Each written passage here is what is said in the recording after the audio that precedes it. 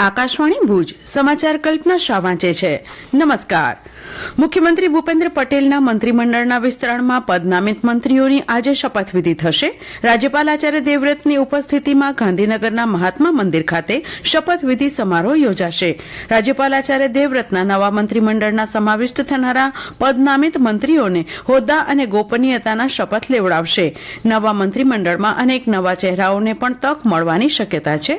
આ અગાઉ મંત્રીમંડળના સભ્યોએ રાજીનામા આપ્યા હતા. દરમિયાન ભાજપના રાષ્ટ્રીય અધ્યક્ષ જેપી નડ્ડાએ રાત્રે ગાંધીનગર ખાતે મુખ્યમંત્રી ભૂપેન્દ્ર પટેલ સાથે બેઠક કરી હતી. અગાઉ મંત્રીમંડળમાં કુલ 16 મંત્રીઓનો સમાવેશ કરાયો હતો, જેમાં 8 કેબિનેટ કક્ષાના, 2 ને રાજ્ય કક્ષાનો સ્વતંત્ર હવાલો તેમજ 6 રાજ્ય કક્ષાના મંત્રી સામેલ હતા. રાજ્યભરમાં વિકાસ સપ્તાહની ઉજવણી દરમિયાન દોડાવવામાં આવેલા વિકાસ રથના માધ્યમથી કુલ 959 કરોડ રૂપિયાથી વધુના 9254 વિકાસ કાર્યોના લોકાર્પણ અને ખાતમુહૂર્ત કરાયા. રથના માધ્યમથી વિવિધ યોજનાના 24,000થી વધુ લાભાર્થીને 79 કરોડ રૂપિયાથી વધુની સહાયનું વિતરણ કરાયું, જ્યારે વિકાસ સપ્તાહ હેઠળ 2,43,000થી વધુ નાગરિકોએ ભારત વિકાસ શપથ ગ્રહણ કર્યા. ઉલ્લેખનીય છે કે સરકારના વડા તરીકે પ્રધાનમંત્રી નરેન્દ્ર મોદીના 24 વર્ષ પૂર્ણ થવા નિમિત્તે રાજ્યભરમાં 7 થી 15 ઓક્ટોબર વિકાસ સપ્તાહની ઉજવણી કરવામાં આવી હતી. તે અંતર્ગત પંચાયત અને ગ્રામ વિકાસ વિભાગ દ્વારા દરેક જિલ્લા દીઠ વિકાસ રથનું પ્રસ્થાન કરાવાયું હતું. રાજ્યભરમાં આવક તલાટી વર્ગ 3ની મુખ્ય પરીક્ષા સફળતાપૂર્વક પૂર્ણ થઈ. ગુજરાત ગૌણ સેવા પસંદગી મંડળ GSSSB દ્વારા 14 થી 16 તારીખ સુધી રાજ્યભરમાં લેવાયેલી આ પરીક્ષા 12,179 જેટલા ઉમેદવારોએ આપી હતી. આ વર્ષે પરીક્ષાની પ્રક્રિયામાં પહેલીવાર કૃત્રિમ બુદ્ધિમત્તા AI ટેકનોલોજીનો ઉપયોગ કરાયો હતો. મુખ્ય પરીક્ષામાં હાજર ઉમેદવાર એ જ વ્યક્તિ છે કે જેમણે પ્રાથમિક પરીક્ષા આપી હતી. તેની ઓળખ માટે AI આધારિત પ્રણાલી કાર્યરત રહી હતી તેમ જણાવાયું છે.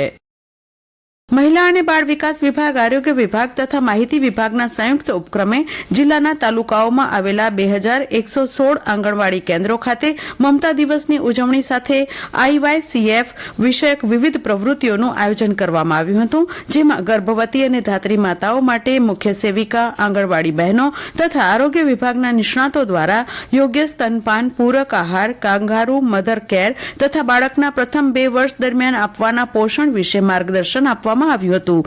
આ સાથે કુપોષણ નિવારણ અને બાળકોના સર્વાંગી વિકાસ માટે સંતુલિત આહારના મહત્વ વિશે માતાઓને સમજ અપાઈ હતી, જે સાથે IYCF વિષયક પોસ્ટર, પેમ્પલેટ અને પ્રદર્શન દ્વારા જાગૃતિ ફેલાવવામાં આવી હતી. રાજ્ય પરીક્ષા બોર્ડે 29 નવેમ્બરે પ્રાથમિક અને માધ્યમિક શિષ્યવૃત્તિ પરીક્ષા લેવાનું આયોજન કર્યું છે. જે પરીક્ષા માટેના ઓનલાઈન ફોર્મ ભરવાની કાર્યવાહી ગત 1 થી 15 ઓક્ટોબર સુધી ચાલી હતી, જેમાં રાજ્ય પરીક્ષા બોર્ડે ઓનલાઈન ફોર્મ ભરવાની તારીખ લંબાવી છે. જે મુજબ વિદ્યાર્થીઓ આગામી 31મી ઓક્ટોબર સુધી ફોર્મ ભરી શકે તેવી વ્યવસ્થા કરવામાં આવી છે, જ્યારે પરીક્ષા માટે 1 નવેમ્બર સુધી ફી ભરી શકાશે. ગત વર્ષની સરખામણીમાં આ વખતે પરીક્ષા 5 માસ વહેલા યોજવાનું આયોજન કરાયું છે.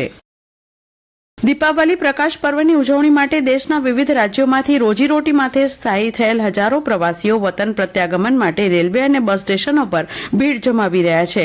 ભુજ તેમજ ગાંધીધામ રેલવે સ્ટેશન અને બસ ડેપો પર દીપાવલી પર્વ પહેલા ભીડ જોવા મળી રહી છે. ઉત્તર પ્રદેશ, મધ્યપ્રદેશ, બિહાર, રાજસ્થાન, મહારાષ્ટ્ર સહિત વિવિધ રાજ્યોમાંથી આવેલા પરપ્રાંતિયો પોતાના પરિવારો સાથે વતનમાં તહેવારોની ઉજવણી માટે રવાના થઈ રહ્યા છે. તેવામાં સ્ટેશન પર ટિકિટ કાઉન્ટર પાસે લાંબી કતારો જોવા મળી રહી છે. આજે રમા એકાદશી અને વાઘ બારસના પર્વોનો સુભગ સમન્વય થયો છે. આજથી દીપાવલીના પર્વોની ઉજવણીનો આરંભ થાય છે. રમા એકાદશી એ વિક્રમ સંવતના વર્ષની અંતિમ 11 હોય તેનું વિશેષ મહત્વ છે. આજે વાઘ બારસનું પર્વ પણ ઉજવાઈ રહ્યું છે. આ પર્વમાં ગૌ પૂજનનું વિશેષ મહત્વ હોય ગોવત્સ દ્વાદશી પણ કહેવાય છે. આજે સરસ્વતી પૂજનનો પણ મહિમા છે. ગાંધીધામ મહાનગરપાલિકાના ફૂડ વિભાગ દ્વારા તહેવારોને ધ્યાનમાં રાખી લોકોને શુદ્ધ અને સલામત ખોરાક મળી રહે તે હેતુથી ગત 1 માસ દરમિયાન મહાનગરપાલિકામાં આવેલા વિસ્તારો જેવા કે અંતરજાળ, મેઘપર બોરીચી, મેઘપર કુંભારડી, ગાંધીધામ અને આદિપુર વિસ્તારમાં કુલ 32 જેટલા ખાદ્ય પદાર્થ નમૂનાઓ લેવામાં આવ્યા છે.